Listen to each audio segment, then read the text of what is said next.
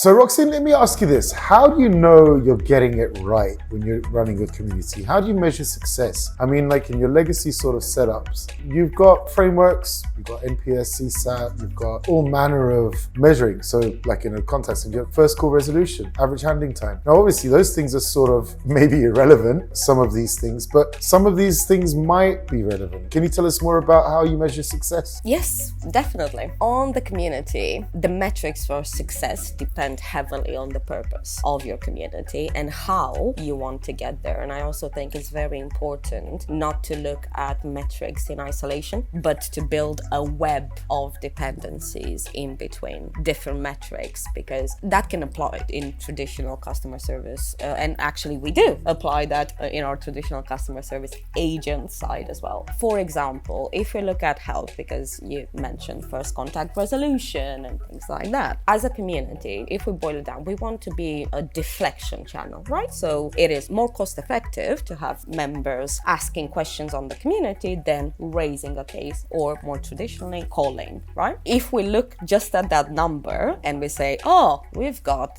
1 million questions this month on the community, aren't we great? That actually wouldn't be efficient, because there are some questions that should go to the agents because the community cannot help, right? So if we just look at that number, we'll lose focus on the actual member experience, which then will have to channel hop quite a bit. Same time, first contact resolution, and this is something that we also apply with our agents, right? It is important, it's something that we do look at, but what we also look at as a dependency with it is, has that first answer been marked as a best answer? What did it contain and how quickly it was? So for example, we were looking at speed to response, yet another traditional metric, right? And we wanted to make sure, we do tend to have a much faster response time than traditional call centers, but that is again the power of the community. But we realized that if we just look at the speed to response without the quality angle in it, the member experience will not be as great. So it's balancing those different things and looking at the web of metrics within that area that I think is the sweet spot, and not being so focused on one, but also understanding, what do you want to achieve? Do you want to be known for answering questions in 15 seconds, which by the way can happen on the community? Or do you want to be known for having a great member experience every single time? And when you know where you want to be, that will help you put in place, because we were talking about automation earlier, right? Put in place some different tools on the automated side that will make it easier or a little bit harder